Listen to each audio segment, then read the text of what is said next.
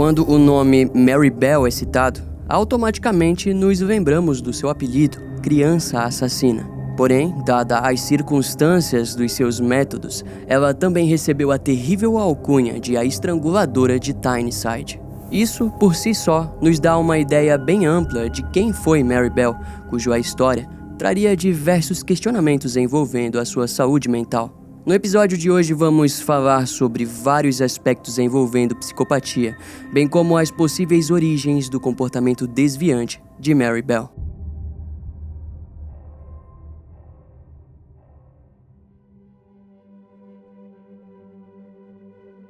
Antes de mais nada, o que sabemos sobre a psicopatia? Bem, ela é um transtorno de personalidade caracterizado por traços específicos que afetam a maneira como uma pessoa pensa, sente e interage com os outros. Indivíduos com psicopatia tendem a exibir comportamentos manipuladores, falta de empatia e remorso, além também de uma propensão a agir impulsivamente e sem considerar as consequências de seus atos.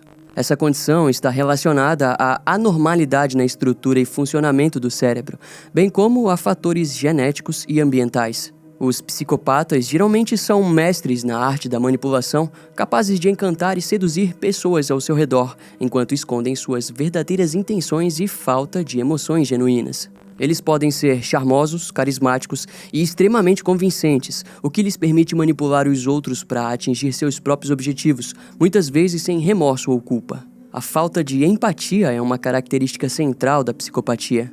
Os psicopatas têm dificuldades em compreender e se conectar emocionalmente com os sentimentos e experiência das outras pessoas.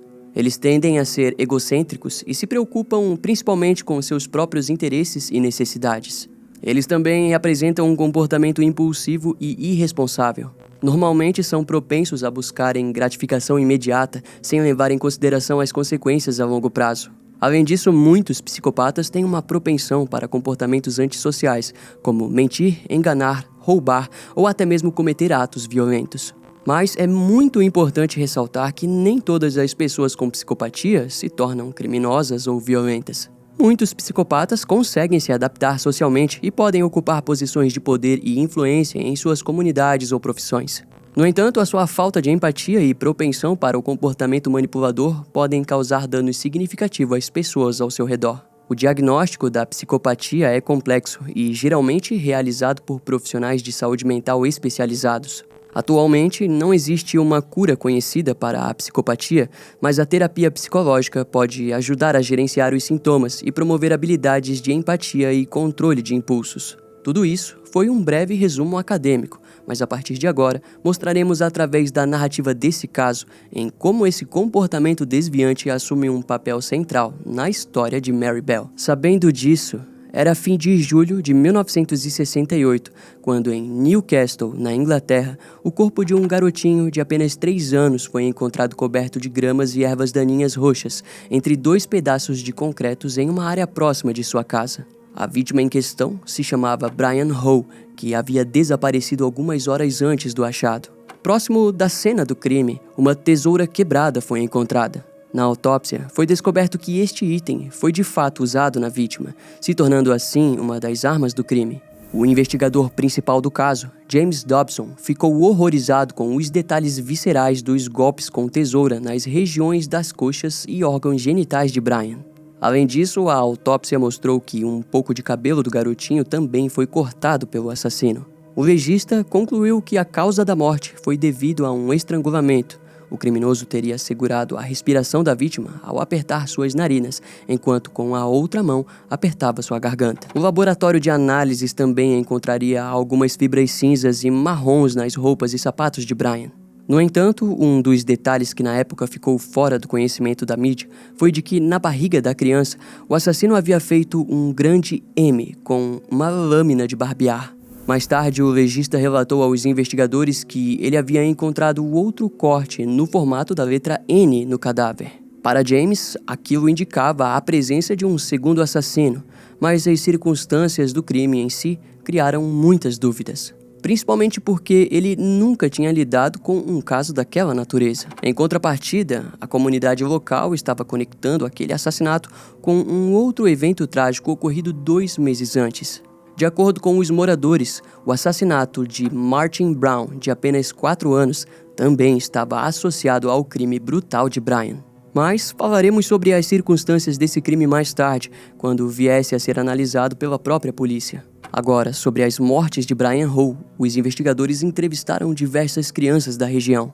Isso porque eles possuíam suspeitas de que o crime poderia ter sido cometido por uma pessoa mais jovem, talvez uma criança de 15 anos ou mais. Entre todos os adolescentes da região, quem mais se destacou para os investigadores foi Mary Bell, de 11 anos, e sua amiga Norma Bell, de 13 anos. E embora tivessem o mesmo nome, elas não eram da mesma família.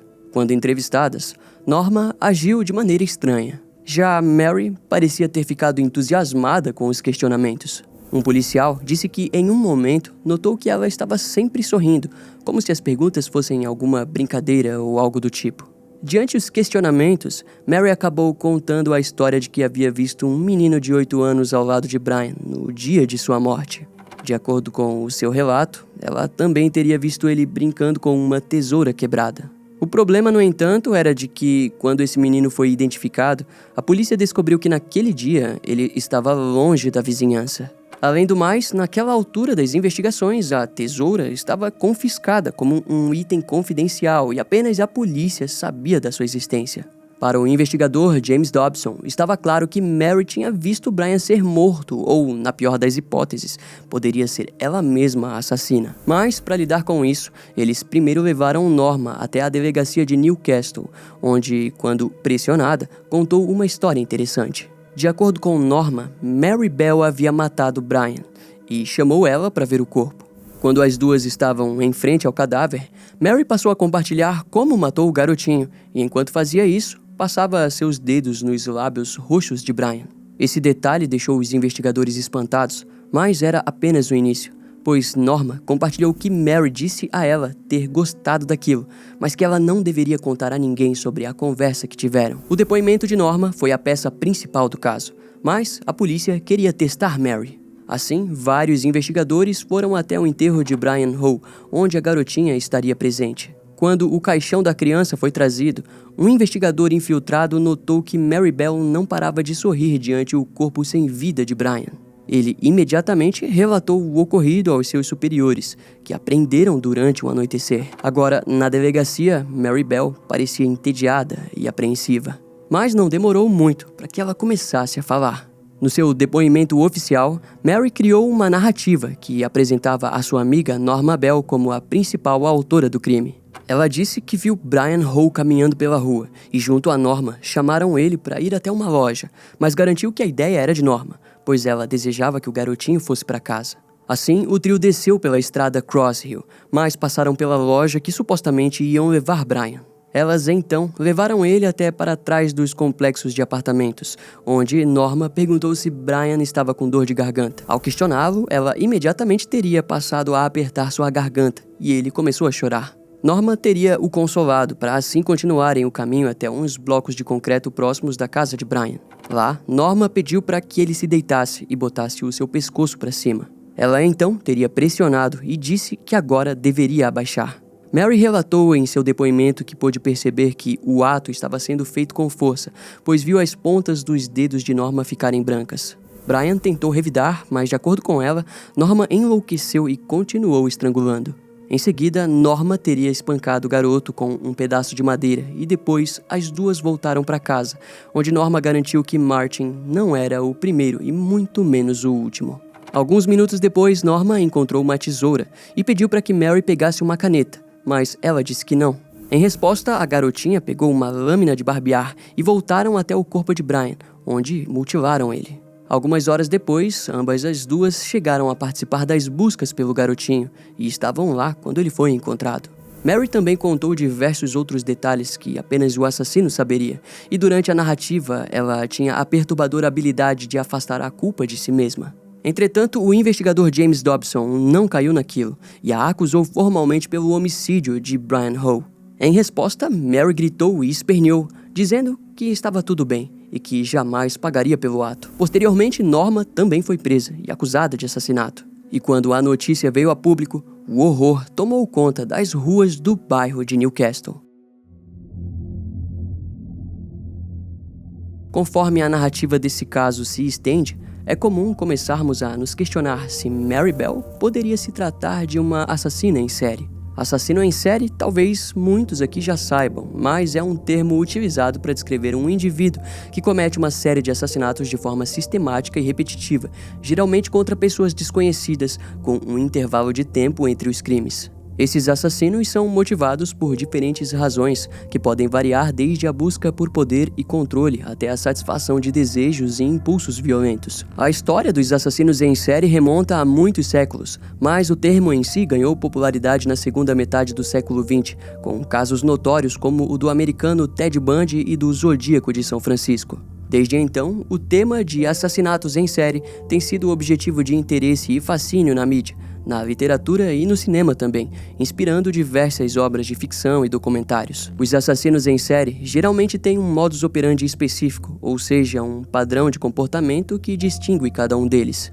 Eles podem escolher suas vítimas com base em suas características específicas, como gênero, idade ou aparência física. Além disso, muitos deles possuem rituais e assinaturas que os acompanham em cada assassinato, tornando-os distintos e reconhecíveis. A psicologia dos assassinos em série é um tema complexo e estudado pela psicologia forense e criminologia. Acredita-se que muitos deles possuem transtornos de personalidade, como o transtorno de personalidade antissocial, e que tenham sofrido algum trauma ou abuso na infância. No entanto, cada caso é único e apresenta suas particularidades. As investigações sobre os assassinos em série são desafiadoras, pois muitas vezes eles conseguem evadir a captura por longos períodos de tempo. No entanto, com o avanço da tecnologia forense e a cooperação entre as agências de segurança, muitos desses criminosos têm sido identificados e presos.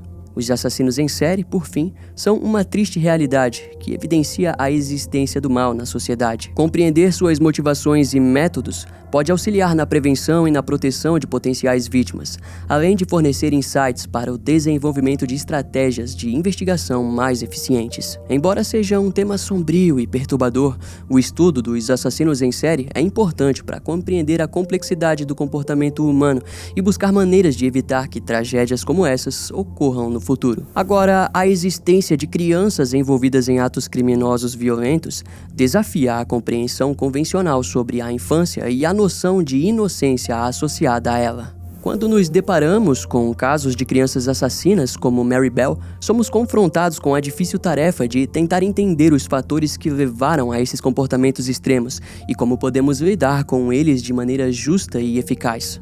Embora os casos de crianças assassinas sejam raros, eles têm o potencial de chocar e perturbar profundamente a sociedade. É importante destacar que nem todas as crianças que cometem atos violentos se enquadram nessa categoria, e existem diferentes graus de responsabilidade legal e moral dependendo da idade do indivíduo e das circunstâncias do crime. A compreensão dos fatores que contribuem para o comportamento violento de crianças é um campo de estudo complexo que envolve diversos aspectos, como fatores biológicos, psicológicos, sociais e também o próprio ambiente. Algumas teorias sugerem que experiências traumáticas, abuso, negligência, influências negativas do ambiente, problemas familiares, além de fatores genéticos e neurológicos, podem desempenhar um papel na predisposição de uma criança para cometer atos violentos. Diante os casos, a sociedade enfrenta o desafio de encontrar maneiras adequadas de lidar com crianças assassinas. Questões relacionadas à responsabilidade penal, reabilitação, punição e proteção da sociedade são debatidas intensamente. As leis variam de acordo com os países e muitos sistemas jurídicos possuem medidas específicas para tratar de crianças infratoras, visando sua recuperação e reintegração social. A complexidade e sensibilidade desse assunto exige uma abordagem multidisciplinar, envolvendo profissionais da psicologia, assistência social, do sistema judicial, juvenil e da comunidade em geral. O objetivo é sempre compreender as causas subjacentes ao comportamento violento dessas crianças e desenvolver estratégias eficazes para prevenção, intervenção e recuperação. Em resumo, as crianças assassinas são um fenômeno alarmante e perturbador que desafia nossas concepções sobre a infância e a criminalidade. A abordagem desse tema requer uma análise cuidadosa e também a busca por soluções que considerem tanto a justiça quanto a proteção e o bem-estar dessas crianças, além da segurança da sociedade como um todo. Agora, entendendo um pouco sobre assassinos em série e sobre como funciona o estudo de casos com crianças assassinas, vale nos perguntarmos: e quanto ao caso de Mary Bell? Como isso se seguiu em seu caso? Bem, depois que ela foi presa, os investigadores, na verdade, ficaram surpresos em como Mary não havia sido presa antes pelo notável homicídio de Martin Brown, ocorrido pouco tempo antes do de Brian Hall. Mas nós vamos te contar exatamente o porquê. No dia 25 de maio de 1968, quando o corpo de Martin foi encontrado em uma casa abandonada, as autoridades viram um frasco de aspirina próximo ao seu corpo. O legista também não encontrou marcas de estrangulamento ou qualquer indício de um crime. As autoridades locais acreditaram que a morte foi acidental, e por isso o Departamento de Investigação Criminal não foi informado para a criação de um inquérito. Mas com a prisão de Mary Bell, os investigadores notavelmente descobriram que alguns dias depois do crime, a garotinha havia gritado para outras crianças que era a assassina, como se estivesse orgulhosa de fugir da polícia. Na verdade, vários outros indícios já poderiam ter levado ela para a prisão. No dia do crime, ela tentou levar a sua amiga Norma para ver o corpo da criança, mas não conseguiu. Em resultado, Mary foi até a casa da tia de Martin, onde relatou ter encontrado o corpo repleto de sangue. A mulher ficou horrorizada, mas quando chegou no local, encontrou o corpo da criança completamente intacto e com poucos vestígios de pó. Se os investigadores tivessem comparado o relato de Mary com a cena do crime, teriam certamente visto algo suspeito no caso. Mas, ao contrário disso, eles lidaram de maneira completamente falha e nada instintiva, algo que o próprio investigador James Dobson percebeu ao analisar os fatos. Entretanto, foi através desse deslize que as autoridades da Austrália passariam a aprender ainda mais sobre o comportamento homicida. Além disso, vale ressaltar que, quando a morte foi relatada como acidental, os moradores do bairro protestaram abertamente contra aquele fechamento, pois acreditavam na presença de um assassino. E, morbidamente, a própria Mary Bell foi fotografada carregando uma das bandeiras do protesto. Mais tarde, a própria tia de Martin relataria que a garota ficava fazendo perguntas sobre o quanto ela sentia falta do garotinho.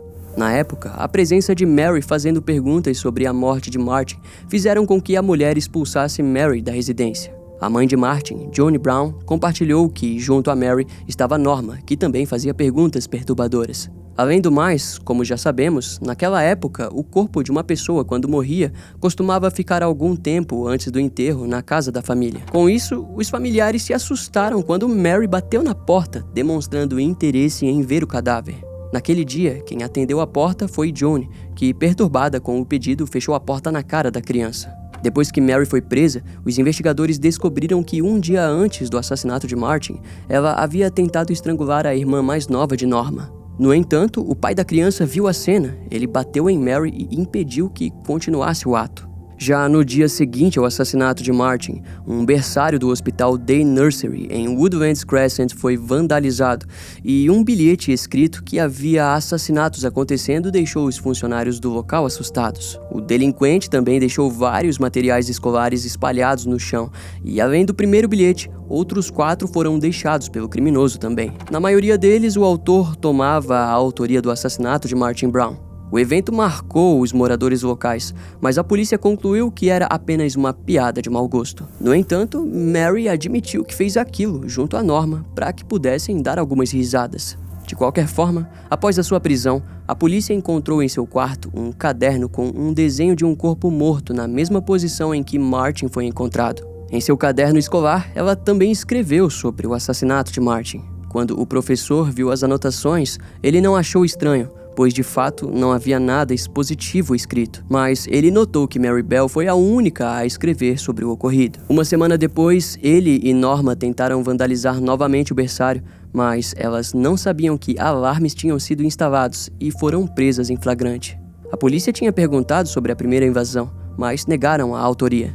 No momento em que foram presas pelos assassinatos, ambas estavam aguardando pelo processo criminal envolvendo a creche no Departamento de Juizado de Menores. Em conversa com os investigadores, ela também contou que em maio de 1968, Norma e Mary encontraram um garotinho de 3 anos machucado e o levaram para seus pais. A verdade, no entanto, era de que foi ela quem espancou o garotinho. Outro evento aconteceu quando elas foram até um berçário de uma creche, onde Mary estrangulou 2 meninas pequenas que conhecia. As garotas fugiram do ataque, mas a polícia foi chamada para a ocorrência. O caso acabou não sendo investigado, mas os moradores locais avisaram diversas vezes sobre a conduta estranha de Mary e Norma Bell. Porém, a conduta desviante de Mary Bell é vista desde há muito tempo. Para isso, vamos voltar alguns anos antes dos crimes. Na história de Mary Bell, tudo começa por sua mãe ausente que vivia em Glasgow, onde atuava como profissional do sexo. Devido ao estilo de vida da mulher, Mary e sua irmã eram deixadas sob os cuidados do seu padrasto, William Bell. Contudo, ele não era o melhor exemplo de pai. Afinal, era um homem com um grande histórico de prisões por crimes graves, como assalto à mão armada. Aos 5 anos, Mary testemunhou um dos seus amigos da vizinhança ser atropelado por um ônibus, evento que marcou a forma em que ela se comunicava e lidava com outras pessoas. Unido a isso, ela passou a urinar na cama, mas para lidar com isso, a sua mãe humilhava a menina ao esfregar o seu rosto na poça de urina no tecido e depois pendurar o colchão do lado de fora para a vizinhança ver. Eventualmente, Mary percebeu que a sua mãe, Elizabeth, necessitava de uma atenção desesperada, ao mesmo tempo que também parecia não desejar ser mãe. A prova estava no fato de que, frequentemente, a criança era vista ferida ou machucada. Embora não exista relatos de agressões, os familiares acreditavam fielmente que a própria mulher pudesse estar desejando matar sua filha. Em 1960, Mary Bell caiu da janela do primeiro andar e, novamente, todos acreditavam que a responsável tenha sido sua própria mãe. Isso piorou quando Elizabeth vendeu a sua filha para uma mulher mentalmente instável. Entretanto, ela não contou a ninguém sobre o que havia feito, apenas para a sua filha mais velha, Catherine, para a qual relatou que Mary teria sido atropelada por um caminhão. A história acabou não descendo e Elizabeth contou a verdade. Em resultado, Catherine percorreu toda a Newcastle atrás do paradeiro da garotinha. E para piorar, quando Mary retornou para casa, a sua mãe passou a colocá-la em situações de abuso sexual infantil por parte de seus clientes. Como resultado, na escola ela frequentemente se envolvia em brigas, onde tentava estrangular seus colegas. Curiosamente, os colegas de Mary sabiam exatamente quando ela estava prestes a ser agressiva, porque possuía um estranho ritual em que balançava o cabelo e em seguida fixava o olhar na criança que desejava agredir. Quanto ao comportamento desviante envolvendo o estrangulamento, possivelmente possui origens quanto aos abusos agressivos por parte dos clientes de sua mãe. A primeira noite de prisão na delegacia de Newcastle foi barulhenta. Norma e Mary Bell ficaram gritando e se ofendendo através das celas da prisão. Os guardas não estavam familiarizados com criminosos tão jovens, então o máximo que fizeram foi ordenar que ficassem quietas. Na manhã seguinte, um dos policiais relatou que ouviu Mary Bell ofender a sua mãe, Elizabeth, durante a noite. O comportamento da jovem era curioso. Em um momento, ela também disse que desejava se tornar enfermeira para enfiar agulhas nas pessoas, pois gostava de machucá-las. No entanto, a maioria dessas histórias é controvérsia, já que, ao longo de sua vida, Mary aprendeu a permanecer quieta diante das autoridades. Em outras palavras, muito do que Mary Bell realmente disse é puro sensacionalismo de escritores. Com base nas fontes, enquanto estava presa, os investigadores foram até a residência da família Bell. Lá, a polícia relatou que o local sequer parecia com um lar, soava mais como um canil para cachorros. Eles sabiam muito pouco sobre Elizabeth Bell, apenas que, de fato, ela era uma profissional do sexo que normalmente estava atuando em Glasgow, bem longe de casa. Desse modo, era como se Mary Bell estivesse abandonada. Enquanto isso, o primeiro psiquiatra a vê-la na prisão foi o Dr. Robert Orton, que disse nunca ter conhecido alguém tão manipulador. Embora já tivesse conversado com outras crianças psicopatas, em sua concepção, Mary Bell era diferente. Obviamente, o diagnóstico de um criminoso não significa a solução das motivações para um crime acontecer, mas é fato que já se passaram mais de 50 anos dos crimes de Mary Bell e as circunstâncias ainda deixam as pessoas confusas. Afinal, por que uma criança começaria a matar? Bem, vale ressaltar que, nos anos de 1800, o campo da psicologia ainda estava no começo das classificações de doenças mentais. E foi apenas 85 anos depois que o termo psicopata foi introduzido com o intuito de descrever pessoas que não eram insanos, mas que gostavam de ser malvados. Tudo isso seria debatido no julgamento de dezembro de 1968, onde ambas as garotas seriam julgadas pelos assassinatos de Martin Brown e Brian Hall. Entretanto, vale a pena falarmos sobre isso antes dos detalhes do caso, afinal, nem tudo o que foi falado no tribunal virou registro público. Dessa forma, psicopatas são, a grosso modo, impiedosos. A grande maioria, ou se não todas as suas atitudes, são visando o ganho pessoal, e para isso elas vão mentir e manipular. No caso de Mary Bell, ela era tão jovem que nem conseguiu segurar uma característica muito comum em psicopatas, o de se vangloriar por atos que ela considerava vitórias. Foi isso que aconteceu quando diversas crianças flagraram Mary gritando para todos ouvirem que ela havia matado Martin Brown. Obviamente, por ser uma criança e pelos próprios ouvintes serem crianças, ninguém ali entendeu a gravidade real daquelas alegações. Em 1941, anos antes de Mary Bell chocar a Inglaterra, o Dr. Harvey Cleckley escreveu o aclamado livro A Máscara da Sanidade, onde ele descreve os psicopatas como recheados de egocentrismo e falta de empatia. Ele explica que se os psicopatas fossem apenas maus, não seriam uma grande ameaça. O problema, no entanto, é que causam muitos problemas e costumam passar despercebidos pela justiça. E bom, não foi isso que aconteceu nesse caso, onde os jornais e a mídia internacional, que inicialmente não havia tomado o caso como digno de atenção, viria a ser convencido pela imprensa local, que transformou Mary Bell em um personagem inesquecível. Enquanto isso, a justiça britânica apresentou cuidados para não manter o processo judicial como algo pesado e incompreensível para os réus. A promotoria apresentou ao júri, desde o início, a conexão entre os assassinatos. Deram ênfase no comportamento suspeito de ambas as garotinhas, desde os comentários estranhos até o vandalismo no berçário da creche local. No julgamento, a acusação provou que os bilhetes foram escritos por Norma, fato que pareceu entrar em conflito, pois todos davam a autoria total para Mary Bell. Além disso, foram apresentadas evidências forenses, como as fibras cinzas ditas como de lã que eram do vestido de Mary, e fibras marrons encontradas no sapato de uma das vítimas pertenciam à saia da garotinha. Contudo, sempre houve dúvidas sobre o envolvimento fiel de Norma Bell, e no julgamento isso ficaria ainda mais explícito. Tanto que o júri prestou muito mais atenção nas evidências contra Mary, a qual consideravam como o verdadeiro monstro. Durante o processo de acusação, Elizabeth Bell interrompeu a promotoria diversas vezes devido ao seu choro escandaloso e seu comportamento peculiar. O padrasto de Mary apenas se sentou em silêncio durante todo o processo. Já Mary não parecia desejar atrair simpatia do júri. Em contrapartida, Norma apresentava choros frequentes e um medo do que poderia acontecer com ela. Tanto que o seu advogado a pôs para depor, onde ela relatou que Mary desejava mostrar a ela suas vítimas e até compartilhava como matar alguém através do estrangulamento. Aquilo apoiava ainda mais a culpa de sua, até então, amiga. No 6º dia de julgamento, Mary foi chamada para depor e mostrou uma inteligência perturbadora. Sobre os desenhos encontrados em seu caderno, ela respondeu que apenas ilustrou os rumores sobre a morte de Martin Brown. E sobre o dia em que mostrou como Norma estrangulou Brian para a família Hall, ela disse que alguns minutos antes as duas amigas tinham brigado e que teria feito aquilo como vingança. Curiosamente, quando questionada sobre como sabia do método de assassinato, Mary contou que via aquele tipo de crime o tempo todo na TV. Em alguns momentos, Mary e Norma se entreolhavam quando a promotoria relatava que ambas haviam acusado uma a outra pelos crimes. Mary, em especial, reagia com ofensas, mas Norma apenas chorava, fazendo com que o júri proibisse o contato visual entre as duas. As pessoas presentes naquele dia relataram que era estranho, pois as duas eram parecidas e era como se houvesse um tipo de comunhão que fortalecia o vínculo doentio. Próximo do fim, ambas negaram terem assassinado Martin Brown, mas confessaram que estiveram juntas a ele no dia do crime. Quanto ao caso de Brian, a versão de Mary era de que a sua amiga Norma foi quem estrangulou a criança. Quando questionada se ela possuía medo de que sua amiga pudesse fazer o mesmo com ela, Mary respondeu que não, pois responderia com um soco no rosto da menina. Norma, por outro lado, apresentou detalhes mais convincentes. Ela disse que no dia do assassinato de Brian, foi Mary quem iniciou o ato, mas conforme perdia a força, pediu para que ela terminasse.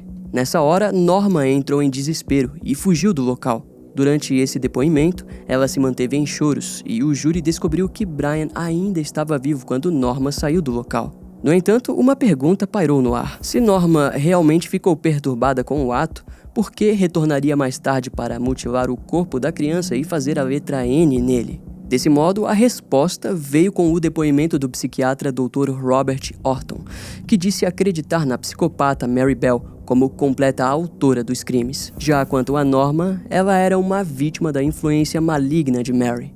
Isso foi fortalecido com o fato de que, antes dos crimes, ela era uma garota simples, com um ambiente familiar estável, mas com uma inteligência realmente baixa. Já Mary Bell era agressiva, perversa, cruel, incapaz de sentir remorso e dona de uma personalidade dominadora e de uma inteligência incomum.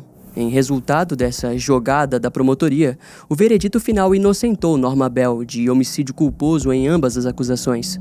A culpa recaiu completamente sobre Mary Bell, que foi considerada culpada de homicídio, com responsabilidade diminuída devido à sua psicopatia. O tempo de prisão foi dado como indeterminado, e Norma, embora tenha sido inocentada, recebeu o condicional de 3 anos por invadir a creche e foi posta sob supervisão psiquiátrica. Após o julgamento, a Grã-Bretanha precisou lidar com um fato. A justiça não possuía um lugar para enviar Mary Bell. Uma prisão estava fora de questão, e um hospital psiquiátrico jamais seria um local ideal para uma garota de 11 anos diagnosticada como psicopata. Para piorar, também, um reformatório para crianças problemáticas era um perigo, não para ela, mas sim para as outras crianças. No entanto, mesmo assim, Mary Bell foi enviada para a unidade especial de Red Bank, um reformatório de alta segurança. Mary se deu bem naquele lugar, mas quando a sua adolescência chegou, as coisas começaram a mudar. Ainda nos primeiros anos, ela relatou que foi abusada sexualmente por um dos funcionários, resultando na mudança da equipe. Porém, ela também costumava ir até os dormitórios masculinos para provocar os garotos e apresentou ferimentos auto-infligidos. Conforme foi acompanhada por especialistas, eles compartilharam que Mary parecia estar bloqueando os motivos pelo qual matou. Isso resultava no seu ato impulsivo de entrar em conflito com os meninos de maneira manipuladora, ao mesmo tempo que apresentava uma personalidade carente. Eventualmente, ela acabou sendo enviada para uma prisão, onde a sua personalidade se tornaria mais fria, raivosa e confusa. Inicialmente, Mary era frequentemente punida, mas com o tempo se tornou comportada. Mais tarde, ela mesma relataria que sobre essa fase, ela apenas precisou se adaptar e focar em si mesma. Além disso, Mary decidiu que se tornaria mais masculina, fato que fez com que a sua mãe dissesse a ela que, além de assassina, também se tornaria lésbica. Nesse ponto, escritores sobre o caso costumam notar o fato curioso de como Elizabeth prestou bem mais atenção em Mary depois que ela foi presa do que quando ela era apenas uma filha. A resposta talvez esteja no fato dela ter incentivado e conseguido dinheiro em cima da história da criança assassina, algo que realmente aconteceu. Em 1977, Mary conseguiu escapar da prisão, mas foi presa mais tarde. No entanto, durante o seu tempo livre, ela perdeu a virgindade. Futuramente, sobre a gravidez, ela disse que foi difícil entender a situação como algo limpo e teve uma crise moral. Afinal, havia matado 2 bebês no passado e que aquilo havia levado ela à prisão. Em resultado, pouco tempo antes de ser presa, ela abortou a criança que estava dentro de si. De acordo com Mary, ela sentiu que não possuísse outra escolha. Quase 5 anos depois, Mary Bell foi finalmente libertada, no dia 14 de maio de 1980. A sua primeira estadia foi na cidade de Suffolk, na Inglaterra. Lá, curiosamente, ela começou a trabalhar em um berçário infantil, porém os oficiais de condicional imediatamente a retiraram do local. Mary, então, conseguiu diversos empregos de garçonete e passou a frequentar a universidade. No entanto, não conseguiu seguir uma vida acadêmica e retornou para a casa de sua mãe, com quem havia se reconciliado. Eventualmente, ela conheceu um homem e teve um filho, que nasceu em 1984. Quando questionada sobre aquilo, Mary afirmou que entende a proporção dos seus crimes no passado e foi autorizada a permanecer com a criança que estava legalmente sob tutela da justiça. Alguns anos depois, em 1992, ela afirmou que estava consertada daquilo que tinha de errado no passado e que seguia uma vida comum. O tribunal acreditou que, de fato, os anos de prisão foram capazes de transformá-la de uma assassina fria para uma mãe presente e amorosa. Em consequência, deixaram de se preocupar com a filha de Mary. No entanto, os jornais se questionaram aos montes sobre a veracidade daquilo. Alguns autores até mesmo chegaram a descrever que havia 2 Mary Bell em um só corpo. Uma era a assassina e a outra havia se tornado uma mãe amorosa e presente na vida de seu filho. O problema desse interesse dos escritores e mídia fez com que, ao longo dos anos, ela passasse a ser expulsa dos bairros que tentava morar com sua família. Em resultado, ela tentou falar sobre o assunto, mas jamais conseguiu reconhecer o seu comportamento desviante quando criança. Sobre o assassinato de Martin Brown, Mary, já adulta, contou que aquilo foi um acidente resultado de uma compulsão inexplicável. Naquele dia, segundo ela, havia brigado com sua mãe e descontado a sua frustração e raiva no pescoço da criança. Sem dúvidas, a vida que Mary teve foi um forte contribuinte para o desenvolvimento de um transtorno de personalidade. A maneira como ela deveria tratar os outros foi completamente distorcida por sua criação baseada na ausência total de amor. Obviamente, nem todas as crianças criadas sob condições parecidas se tornam Mary Bell. É nesse ponto que fatores genéticos e neurológicos entram em cena, e acredite ou não, isso é visto nesse caso. Por exemplo, a mãe de Mary, Elizabeth Bell, é descrita por seus familiares como, no passado, uma criança religiosa. Seus familiares acreditavam que ela se tornaria uma freira devota, mas por algum motivo Elizabeth simplesmente começou a se afastar da família. Isso piorou quando o seu pai morreu e ela passou a ter crises de raiva. Eventualmente, Elizabeth conheceu as drogas, que a levaram da vida de prostituição até o nascimento de Mary Bell. A vida da mulher foi simples e curta, mas traz um início profundamente trágico para a família Bell. Desse modo, teria sido a presença de drogas e o desbalanceamento emocional de Elizabeth influenciadores primários para a personalidade desviante de sua filha? Ou esses detalhes são apenas a ponta do iceberg e o real problema está na sua própria ausência durante o desenvolvimento da garotinha? Há diversas respostas para isso, mas, em tese, todas as possibilidades estão corretas. Podemos dizer isso porque ainda hoje a origem da psicopatia tem dividido os especialistas. O aclamado psicólogo Robert D. Hare acredita que o psicopata nasce com uma predisposição que pode ser transformada pelo abuso ou negligência da família. Assim, criações violentas naturalmente parecem deixar os psicopatas com um potencial alto para seguir uma linha de comportamentos brutais. Entretanto, Robert ressalta que as condições do ambiente não causam a psicopatia, mas que apenas pioram. Em outras palavras, nem mesmo uma criação esplêndida pode ser pária para a criança nascida para ser má. Isso porque ela não vai conseguir criar emoções, mesmo que a criação oferecida por seus pais seja amorosa. Os psicopatas são indivíduos que simplesmente não desenvolvem essas emoções, mas que aprendem através da experiência de viver como elas funcionam. Assim, eventualmente conseguem se simular diante os eventos sociais que certamente acontecerão em suas vidas. Essa pobreza emocional por parte dos psicopatas é um grande ponto de exclamação quando falamos do assunto. Agora, no caso de Mary Bell, isso casa perfeitamente com um questionamento frequente sobre se ela poderia ou não ter se tornado uma assassina em série. Para muitos especialistas e escritores, ela era uma criança que continha todas as características de um criminoso desse patamar. E, notavelmente, a morte de suas vítimas não foram o bastante para Mary. Na verdade, ela em nenhum momento demonstrou vontade de confessar os seus crimes. Mary apenas acabou sendo presa, sendo assim interrompida. Se levarmos em conta o fato de que psicopatas não sentem nada profundo, complexo ou prolongado, fica fácil notarmos que o assassinato é capaz de despertar um pingo de emoção neles, fazendo com que repitam o ato de matar. Em Mary Bell, isso possivelmente ocorria em seu interior. Por esse motivo, nenhum especialista de saúde mental acredita na restauração completa dela, pois alegam que se Mary não tivesse sido presa, certamente continuaria a matar. No entanto, a psicologia diz que ao longo dos anos é comum pessoas com um transtorno de personalidade antissocial apresentarem uma queda nas tendências desviantes conforme ficam mais velhas. Em outras palavras, foi como se Mary, já adulta, tivesse criado uma certa disciplina dentro de si para que pudesse criar sua filha e ter uma vida normal. Mas talvez ela só esteja vivendo o papel que criou e tomou para si como uma ex-assassina e agora mãe amável. Vale ressaltar que em 1998, ela publicou um livro e, com a curiosidade da imprensa, diversos repórteres apareceram em sua porta. Isso acabou fazendo com que a sua filha descobrisse que sua mãe era uma assassina. De início ela não aceitou tão bem, mas eventualmente passou a entender as coisas que a sua mãe havia feito, alegando que na época ela era apenas uma criança. Curioso e perturbador, não acha? De qualquer modo, no fim, o caso de Mary Bell é completamente único. Quando criança, ela matou suas vítimas com suas próprias mãos, indicando um desejo profundo de se relacionar com aquelas vítimas. Esses detalhes levantam questionamentos sérios sobre até onde vai a capacidade de violência de uma criança. E isso nos leva para o desfecho dessa história. Quando Mary Bell foi solta, não houve medo por parte da população, embora de fato existisse a repulsa. É visto que a curiosidade assumiu o lugar do medo. Os moradores próximos a ela, a mídia e o país se perguntavam sobre se seria possível um psicopata ser curado. Algo que o já citado psicólogo Robert Hare, após mais de 10 anos estudando a psicopatia, alega de peito aberto que nada funciona. Ou seja, são pessoas incuráveis.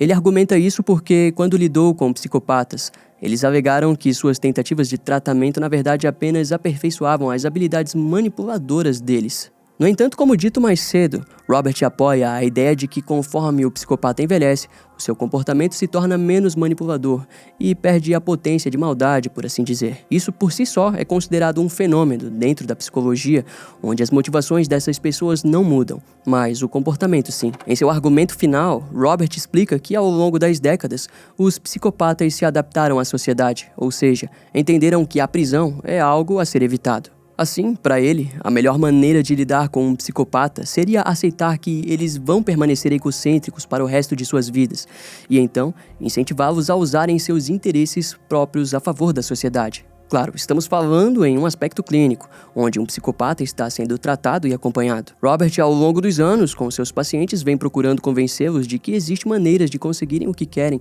sem ferir as pessoas, tanto fisicamente quanto psicologicamente. Para a surpresa de Robert, todos os pacientes com os quais ele lidou entenderam essa lógica e demonstraram progresso positivo. E diante de todos esses fatores explicados, quando voltamos para o caso de Mary Bell, é válido nos questionarmos: teria ela se adaptado? O perdão que Mary deu à sua mãe e a possibilidade que ela deu a si mesma em se tornar mãe, talvez isso faça parte dessa adaptação, onde Mary transformou seus problemas em recursos em prol das pessoas ao seu redor.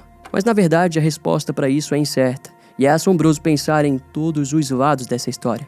Afinal, Mary Bell destruiu a chance de 2 mulheres de serem mães, mas acabou se tornando uma. Bem como é ainda mais assombroso notarmos que toda a sua história ao longo dos anos cobriu completamente a vida daquelas 2 crianças que foram vítimas de uma junção de fatores externos que talvez ninguém pudesse prever ou compreender.